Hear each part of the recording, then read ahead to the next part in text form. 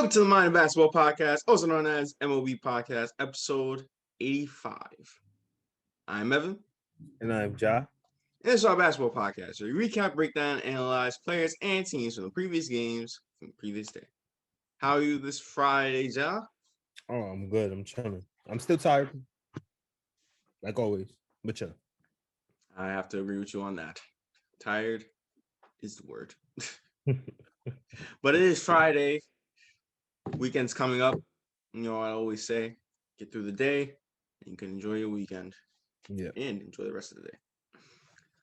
But in terms of basketball, obviously last night was the trade deadline. We covered it. If you haven't seen that video, that episode, go check it out.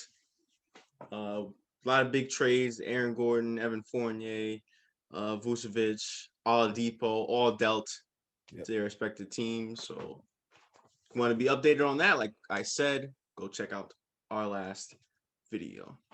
But in terms of the actual basketball and the actual basketball games, it was a short lineup, only 5 games, but something all for the most part games had a little bit of something in it. Yeah. So let's get it going. Starting off with the Miami Heat going up against the Portland Trailblazers. I'm back to back. And from the get-go, CJ McCollum had it going. Let's get that up the way. 16 points in 8 minutes in that first quarter. Someone put a body on him because he was unstoppable. Showing that when CJ gets hot, no one can really stop him. But nonetheless, the Heat still maintained close enough in the game, and it was really a back and forth in that first half. Pretty much the entire game, actually. Portland and Miami trading buckets. I mean, with the players that they have, you expect that. Damian Lillard, CJ McCollum, Melo, 20 on the night. Cancer, get to him a minute in that fourth quarter. Tyler Hero, probably his best game in like 2 months. I don't know. I guess he realized he's not getting traded. All the nerves calmed down, and he was allowed to be free. Yeah, man. Be free, be free, be free. And as a result, yeah, Tyler Hero, 29 on the night, and was shooting big, hitting big buckets. In that fourth quarter, I mean, the Heat late went a 3-point barrage. I mean, geez, Gabe Vincent, who got the starting nod in this game, he had 2 back-to-back threes. Iguodala hit a 3. That's how you know they were on fire, because Iguodala hit a 3. Tyler Hero hit a logo 3. I mean, geez, they just could not be stopped. But the Portland Trailblazers still helped in this game due to Cantor's offensive rebounds. My goodness, he cannot be stopped on the glass. Yeah. So they kept in the game with that and his second chance opportunities.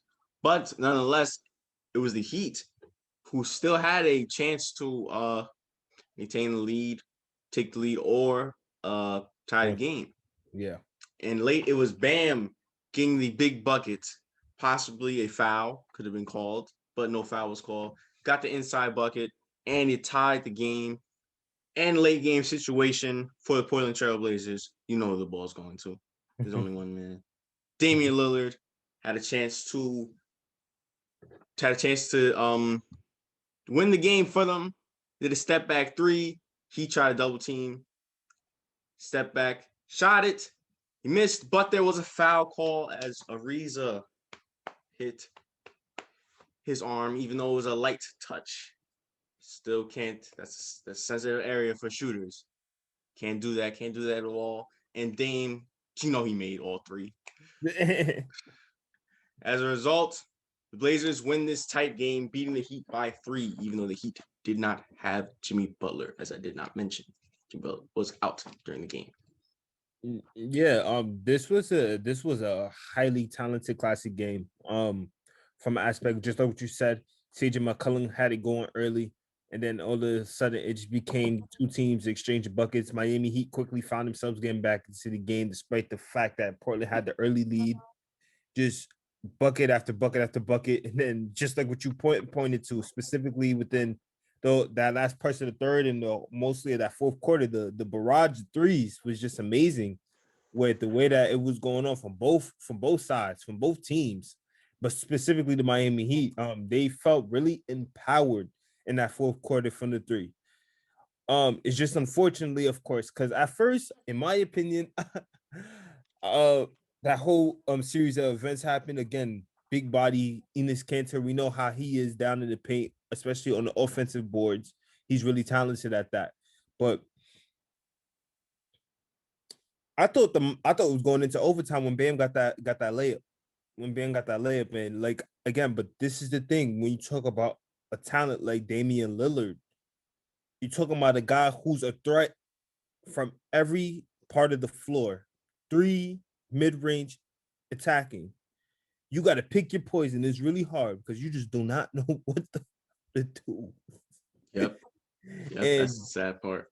yeah, and it's just like, in today's NBA in which like, everything is a foul call, just like how there's a stat for everything. Everything is a foul call. Like, you know what I mean? It's just like, it's nothing really Or a technical foul. or a We'll get technical into that later. it's nothing much you could really do. But in the referee's defense, I mean, let's just shoot it. When that's basketball 1-on-1.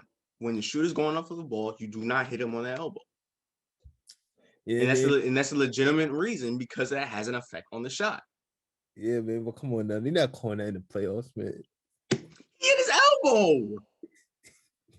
How do you shoot? You shoot straight Unless up. someone shoots like this. No one is shooting like this. You have to go like that. Your elbow is extending. I know. Don't do that. Don't do that. I won't be like, make that play out, man. We trying to see an overtime a little bit. I'm not gonna lie to you. I was like, nah, it's too obvious. It was too obvious. But yeah, good win by the Blazers, man. What do you mean? Oh, if Reza didn't touch his elbow, that shot is going in. The shot was short because he is elbow. That's true. But yeah, great game, great play in Miami Heat. Despite Jimmy Butler being out, Bam, it was big time for them, leading the charge with Tyler Hero and Kendrick Nunn. But credit to the Blazers, getting the win. Yeah, Gary Trent because he's gone. The next game on the night, the Philadelphia 76ers, top dog in the East, going against the Los Angeles Lakers. And even despite, well, let's break this down. Okay. So the first quarter was really, really chippy. How do you say? A lot of nasty basketball. Yes. A lot of trash talking, a lot of getting to the basket, a lot of block shots, in credit of Dwight Howard. Who was big time for them in that first quarter because that was the last time we've seen him. As him and Montrezl Harrell got into it a lot in that first quarter, just getting into it, playing the little petty games, petty basketball that everyone has done. Yes. But in this league, today's age, that's a no-go. Refs, you can't do that. Trash talking, please, you can't do that. So, as a result, Dwight Howard was ejected in the altercation after the first quarter ended, in which he walked by Montrezl Harrell. He knew completely what he was doing, walking towards Montrezl Harrell, bumping into him, pretending like I didn't see him. They're putting his hands up like this. But the ref saw it. He knew what it was about and ejected him, got him out of there. I did not like the call. I think that's just basketball. I think that's just them talking, them trash talking. Just let them, Yeah, man. That's trash talk. But Dwight Howard doesn't need to be held accountable because that same thing he did earlier in the first quarter, he got attacked for. So then he did the same thing again, and which thing has happened? At that point, you cannot complain about it. Yeah. You know how this league is. You know how the refs are. They already gave you tech for the same thing that you just did. So why do that again? I just think this is that's too risky for Dwight to do that. And as a result, he got ejected. And now the Sixers are forced to play small ball because Tony Bradley, who was their backup to their backup of Dwight, was traded to OKC. Embiid is obviously out. So all you have is Dwight Howard. Now he's gone. Yeah. So you have no big man. You have no center. So now you're forced to play small ball. But they did adapt to that well. And as for the Lakers, they played great despite not having their stars, despite going up against an all-star and an all-star snub in Tobias Harris and Ben Simmons. They played really well. Montrezl Harrell was doing his thing. Kyle Kuzma stepped up. And they was really in this game. And then that third quarter hit. And the Sixers just went on a huge run. Lakers got sloppy with the ball, started turning the ball over. Sixers started getting some fast break buckets. Danny Green was wow. Well, we get into that in a minute. Ben Simmons, even though he didn't have the best in terms of scoring, really was great in terms of assisting his players, being a playmaker, which is his best attribute. And it looked like the Sixers was about to, get this double-digit win. But the fourth quarter, the Lakers really stepped up their game. Yeah. And they really let this comeback. Kyle Kuzma. I mean, Dennis Schroeder. Harrell was a dog in the paint. Exactly. And next thing you know, the Lakers are within single digits. Dennis Schroeder gets a bogus technical foul. But besides that, then they score again and they're down by 3. Yeah. But then Danny Green, on a night in which he received his rings, because this was in the Staples Center, him and Dwight Howard did receive their rings for being a part of that championship roster of last season.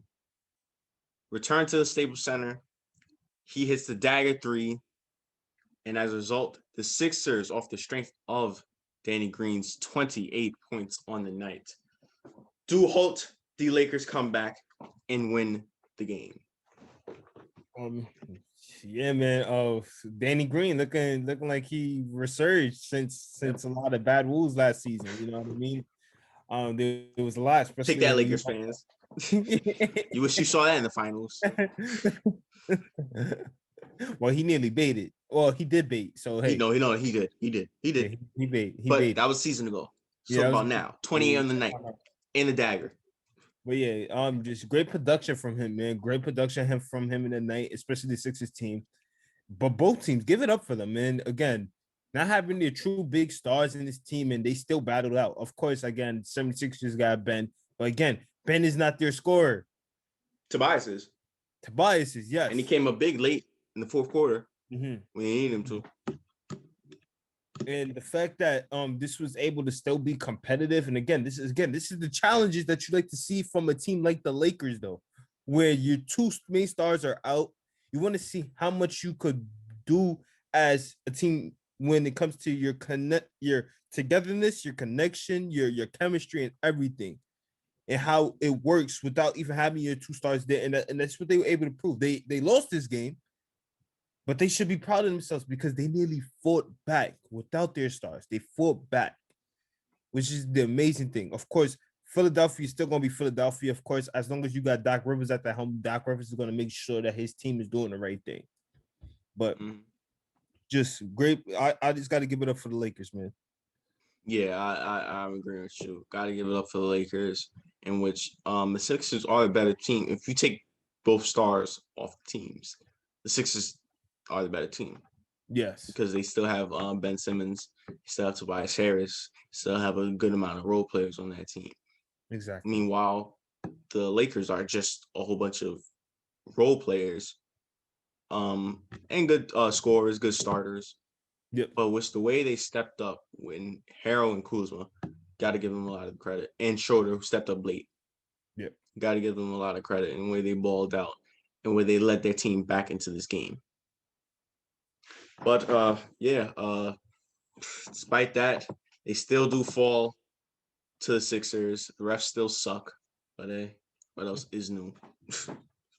They really got to do something with those technical fouls, man. It's ridiculous. Yeah. Embarrassment by the refs. Yeah, they taking the game out of the players' hands, I just We just want some control because, like, this is all about the players making sure that their fans. I was like, what? That's a no. the refs want you to play like robots. If you Exactly. see the technical foul on Schroeder, and please pull it up, technical foul on Schroeder, in which he got a steal. It was foul was called. It was a foul, but he didn't like the call. It was just an act of emotion. We all have it. And in the heat of the moment, he just jumped up and just clenched his fist like this up to his face, like how everyone does. Like he couldn't believe the call, or he didn't like the call.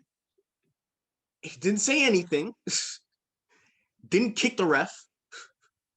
Didn't throw a punch at him. And yet the ref acted like he just pulled out a gun. He probably said something about his mom's or something, like. I don't understand. I really don't understand. And he gets a technical foul for that in the late game situation in which they're trying to come back in the game. Why? The refs something needs to be happening with these refs, man. It's getting out of hand. Like the refs need to start ejecting themselves, bro. Somebody need to start ejecting the refs when they get out of hand, man, because these calls are getting out of hand. Please. That's it, man. That's all I want to say. But enough about the refs.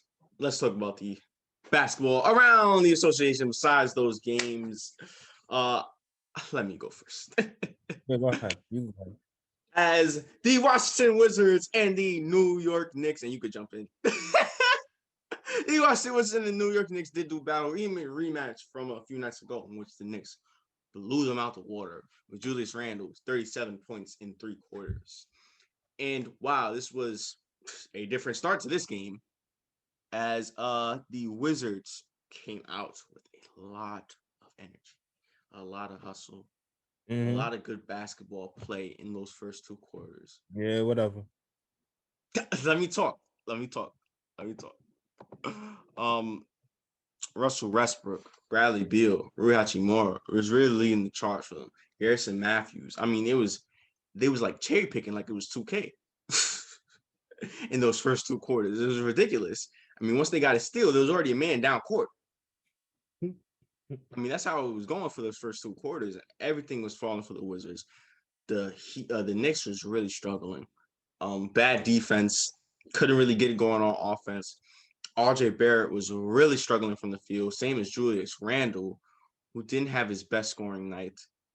But then the second half hits. In that third quarter, the Wizards still maintain that energy, and they go up as big as 17 against the New York Knicks. But yet, the Knicks start coming back, start leading the charge, led by Alec Burks coming off the bench, 27 on the night. Taylor 2 halves or whatever. RJ Barrett, wow. He had a terrible first half, but then in that second half, really started stepping up his play. Finished with 24 and 10 on the night.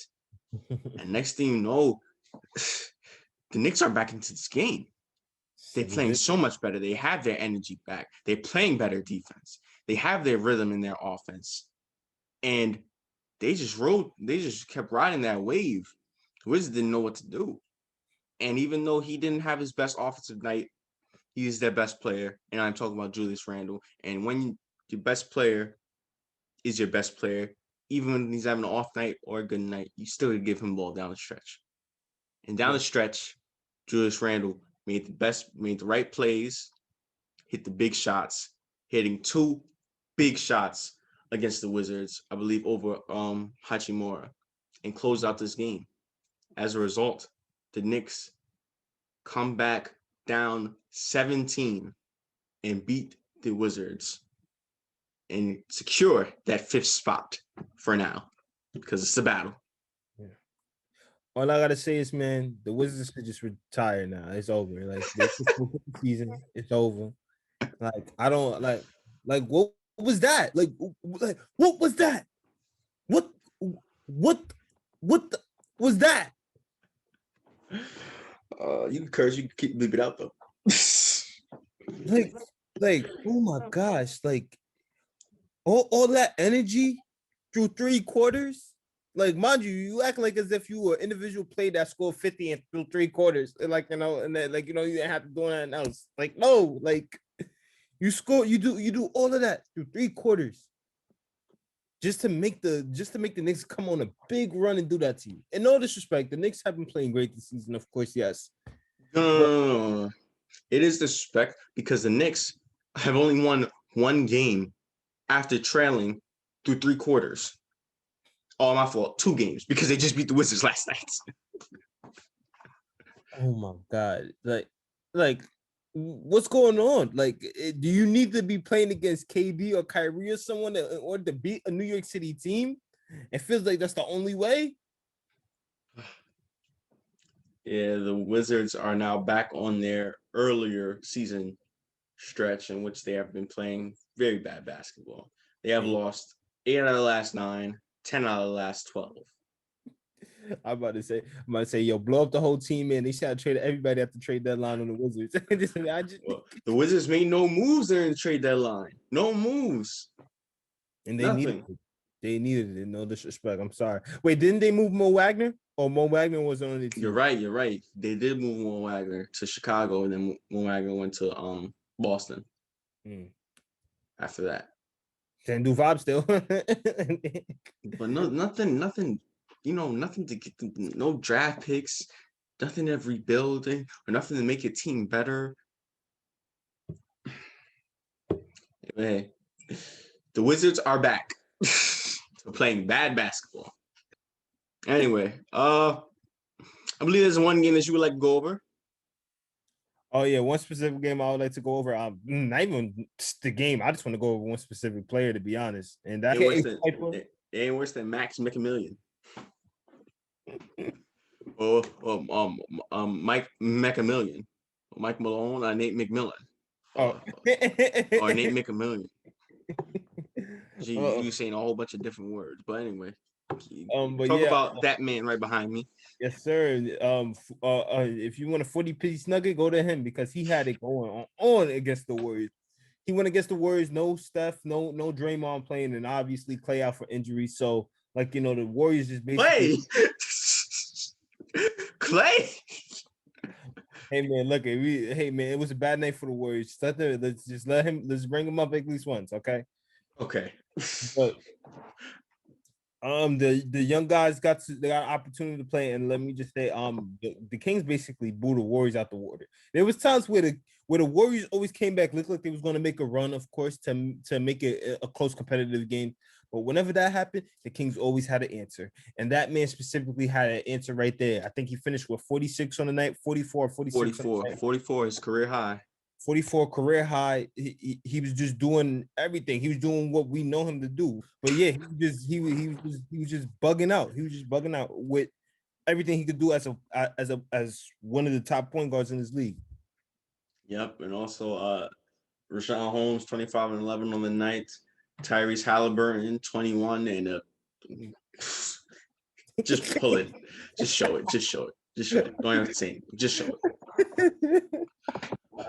As a result, yes, it was the Kings blowing out the Golden State Warriors.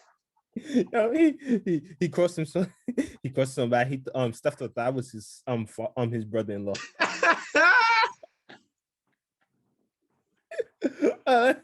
Oh, yeah, that was bad. Sorry, Damian. Yeah. All right, there was just one other game going on besides that. The Clippers and the Spurs in the rematch from a few nights ago. It was a good back and forth battle up until that fourth quarter, mainly up until that second half, in which the Clippers just ran away with it.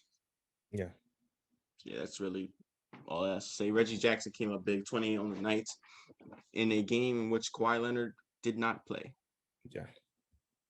So yeah, big win by the Clippers. Disappointing though from the Spurs. All right. I think TJ Warren is out for the rest of the season. I think it's been confirmed that he's not coming back this season. Not coming back. He's not playing this season because TJ Warren of the Indiana Pacers, who had a great campaign in the bubble Warren, bubble MVP, who was on a tear the last time we seen him. Hasn't played a game. What? Cash considerations. Thanks, Phoenix. Who hasn't played a game this season is not coming back for the Pacers. Sad because the Pacers really need someone like him. Yeah. To make this push for the playoffs. In their struggles. So that's not a good look for the Pacers. Yeah. Oh, also Stan all back. Yeah. RP to him. Who is he? He was a coach. Oh a coach of who? A coach of who? He coached his second year, Michael Jordan, for the Bulls. He was part of the Spurs organization. He spent but he's mainly known for his ABA years, being a coach within his ABA years, assistant coach and head coach. Yeah, you did a good job. Yeah, Stan Allback was a former coach in the league, in this league and in the other league, the ABA. I think he's most remembered for the ABA years, and when he was in the NBA, the years he spent with the Spurs. Yeah. Pop had some nice words for him as he known him. So go check that out whenever you get the chance. So yeah, just rest in peace to Stan Allbeck, former coach and assistant coach. What? All right. It is predictions time for tonight. You're such a weirdo. It is prediction time for tonight's set of games. A lengthy lineup for tonight compared to last night. So let's get into it. First, starting off with that man's team behind me. The Detroit Pistons. Well, it sounded like you. Going up against the Brooklyn Nets. Who you got? Wait, if Harden's playing, I got the Nets. If Harden's not playing, I got the Nets. That's how little faith I have in the Pistons. The Phoenix Suns going up against the Toronto Raptors. Is Gary Trent playing? I don't think so, but I think they need to sit out the game before they get. I think so. I don't think he is, but I got the Suns regardless. And by the way, don't do that. If the Pistons could beat the Rockets, then anything is possible. Okay, you're right. You're true. It's true. It's possible. I still wouldn't pick them though. First primetime game, ESPN 7:30. It is a rematch from a few nights ago in which one team almost came back from a 25-point lead, but the other held them off. That is, of course, the Boston Celtics going up against the Milwaukee Bucks, a game in which if Daniel Tyson made the game winner, he'd probably still be on the team. But who you got? I got the Celtics be coming back big time in this game. Boston Celtics. And I got the Milwaukee Bucks. Can't go against that. Of course you can't. By the way, the quick note on the Milwaukee Bucks, they hold the longest winning streak in the NBA right now. They are on a 8-game winning streak. Let me just check one more time to make sure that is correct. Yes, they're on an 8-game winning streak. So very impressive how the Bucks have been playing. Matter of fact, wow, I'll talk about that after these predictions. The Miami Heat against the Charlotte Hornets. I got the Heat. I got the Heat as well. He's really been struggling though. They are on a 5-game losing streak. They need all the Depot. The Trailblazers going up against the Magic. The new look Magic. The Terrence Ross led Magic. I got the Blazers. Yep. Yeah, I got the Blazers as well. The Houston, my goodness. The Houston Rockets going up against the Minnesota Timberwolves. Who do you have?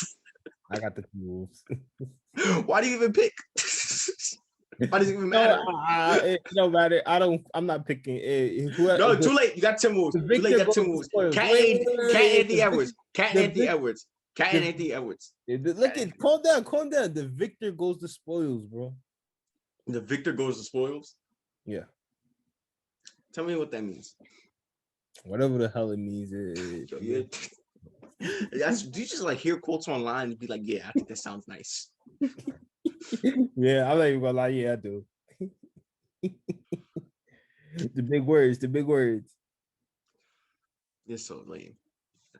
But I got the Timberwolves as well. In hopes that the Rockets restart their winning streak. Maybe they get to 21 this time.